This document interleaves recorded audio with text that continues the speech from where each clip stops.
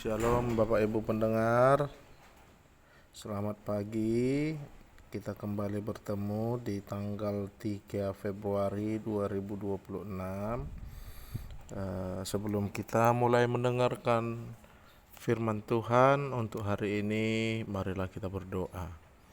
Terima kasih Bapa di surga, terpuji-puji nama-Mu ya Tuhan, atas segala kebaikan Tuhan yang telah memberkati kami dari malam hingga pagi hari ini.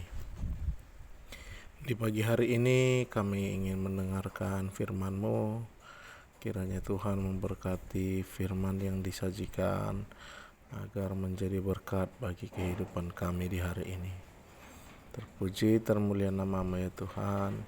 Di dalam nama anak-Mu Tuhan Yesus kami berdoa. Haleluya. Amin.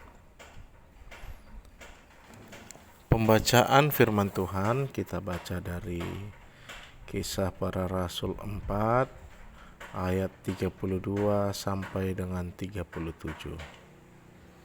Demikian bunyinya. Cara hidup jemaat. Adapun kumpulan orang yang telah percaya itu, mereka sehati dan sejiwa, dan tidak seorang pun yang berkata bahwa sesuatu dari kepunyaannya adalah miliknya sendiri, tetapi segala sesuatu adalah kepunyaan mereka bersama. Sebab tidak ada seorang pun yang berkekurangan di antara mereka, karena semua orang yang mempunyai tanah atau rumah menjual kepunyaan itu, dan hasil penjualan itu mereka bawa dan mereka letakkan di depan kaki rasul-rasul, lalu dibagi-bagikan kepada setiap orang sesuai dengan keperluannya. Demikian pula Yusuf, yang oleh rasul-rasul disebut Barnabas, artinya anak penghiburan, seorang Lewi dari Siprus. Ia menjual ladang miliknya, lalu membawa uang itu dan meletakkannya di depan kaki rasul-rasul. Demikianlah firman Tuhan.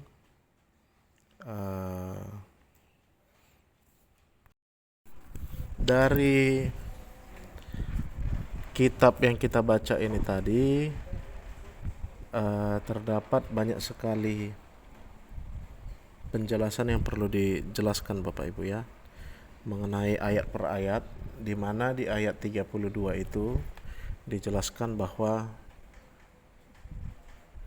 mereka yang telah percaya itu sehati dan sejiwa, dan tidak seorang pun berkata bahwa sesuatu dari kepunyaannya adalah miliknya sendiri, tetapi segala sesuatu adalah kepunyaan mereka bersama. Di situ dituliskan bahwa tidak sesuatu dari kepunyaannya adalah miliknya sendiri, melainkan kepunyaan bersama. Nah, mereka ada sehati dan sejiwa, saling memiliki dan saling memahami satu dengan yang lainnya. Di mana di ayat 33 juga rasul-rasul memberikan kesaksian, dan tidak seorang pun memiliki kekurangan, karena semua mempunyai tanah dan rumah menjual kepunyaan itu. Hasil dari penjualannya mereka bawa, dan uangnya diletakkan di kaki para rasul. Nah, yang paling menarik itu ada di ayat 36 Bapak Ibu ya. Demikian pula dengan Yusuf, yang oleh rasul-rasul disebut Barnabas, artinya adalah anak penghiburan, seorang Lewi dari Siprus. Ia menjual ladang miliknya, lalu membawa uang itu dan meletakkannya di depan kaki para rasul. Nah, Barnabas atau disebut Yusuf itu merupakan simpatisan dari Kristus yang memiliki harta. Dia memiliki kekayaan yang kalau dilihat dari latar belakangnya, Barnabas atau Yusuf itu adalah adik perempuan atau kakak lelaki atau adik laki-laki dari Maria. Maria itu adalah rumahnya yang dipakai di lantai 2-nya dalam hari Pentakosta itu, Bapak Ibu ya. Nah, jadi ketika Roh Kudus turun di rumah itu adalah rumah dari Maria. Maria itu adalah ibunya dari Markus, penulis Injil Markus, yang merupakan orang yang berharta lah, memiliki rumah di kala itu, karena saat itu kan daerah Israel dari Yerusalem itu merupakan jajahan dari Romawi. Nah, kemudian Barnabas itu adik lelakinya dari Maria itu. Dan Barnabas itu adalah orang yang kalah undi ketika dicari pengganti dari Yudas. Murid-murid melakukan undi dan Barnabas serta Matias. Nah, yang terpilih saat itu Matias, bukan Barnabas. Nah, tetapi Barnabas tidak memiliki sifat kedagingan kalau saya bilang ya, karena Barnabas itu memberikan hartanya yang untuk dibagi-bagikan kepada yang memerlukan, sehingga tidak ada seseorang pun menjadi kekurangan di antara mereka. Barnabas itu meletakkan hasil penjualannya di depan kaki para rasul. Nah, itu yang dilakukan Barnabas, sehingga Barnabas mendapatkan menjadi bagian dari mereka. Dan Barnabas juga, kalau kita dengar khotbah sebelumnya, bahwa Barnabas itu juga lah yang memperkenalkan Saulus atau Paulus ke para murid-murid Yesus yang lain, karena saat itu kan Saulus atau Paulus merupakan orang yang menganiaya orang Kristen. Paulus itu menganiaya, kemudian dia bertobat setelah berjumpa dengan Kristus. Setelah itu dia kembali ke Yerusalem dan menjumpai semua rasul. Nah, yang memperkenalkan Barnabas ke para rasul itu adalah yang memperkenalkan Paulus kepada para rasul adalah Barnabas. Nah, sehingga Barnabas memiliki banyak pengaruh. Barnabas merupakan mentor dari Paulus dalam menyebarkan firman Tuhan. Nah, itu yang menjadi hal yang menarik, karena Barnabas menjual ladang miliknya, lalu membawa uang itu dan meletakkannya di depan kaki para rasul. Dari sini kita diajari untuk memberi, tapi dengan bijaksana juga.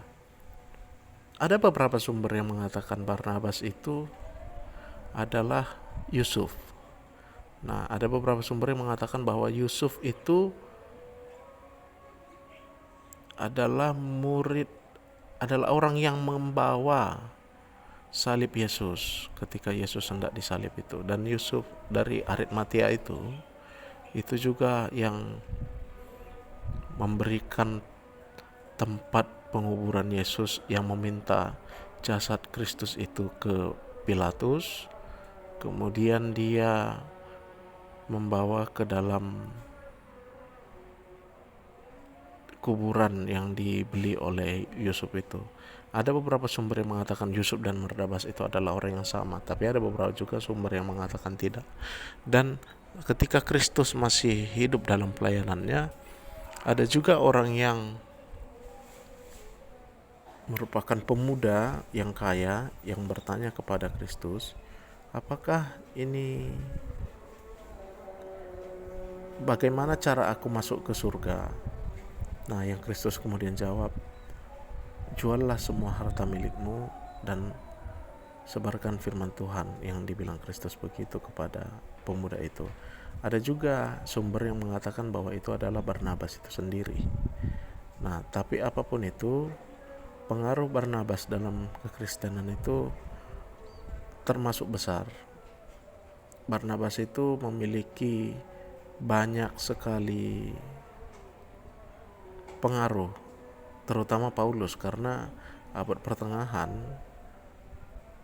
kalau kita membagi setelah kematian Kristus kemudian penyebaran Injil yang dilakukan oleh Paulus, bahwa Barnabas itu adalah orang yang memberikan pengaruh kepada Paulus karena mereka melakukan penginjilan bersama-sama, termasuk dengan Markus. Mereka bertiga seperti di khotbah yang telah saya terangkan sebelumnya. Nah, untuk melayani Kristus, Bapak Ibu, memang kita perlu meninggalkan dunia ini, karena tidak boleh ada sifat suam-suam kuku, setengah hati. Tuhan tidak menginginkan orang-orang yang setengah hati yang masuk dalam pelayanannya. Tapi Tuhan juga mengajarkan kita untuk bijaksana dalam melayani Tuhan. Memang tidak mudah untuk mengikut Kristus itu, untuk menyebarkan firman Tuhan itu. Tapi satu sisi, ketika kita menyebarkan firman Tuhan, Tuhan pasti bela firman-Nya. Ketika Tuhan bela firman-Nya, kita akan terbela juga karena kita yang menyampaikan firman Tuhan itu. Nah, demikianlah yang bisa saya sampaikan di khotbah ini, Bapak Ibu ya. Hendaknya kita diharapkan menjadi orang-orang yang menyebarkan firman Tuhan dan menjalankan perintah Tuhan. Terima kasih. Mari kita berdoa. Terima kasih Bapa di surga, terpuji-puji nama-Mu ya Tuhan. Engkau memberkati kami, Engkau membantu kami dalam kehidupan kami. Kiranya Tuhan menyertai kami di hari ini.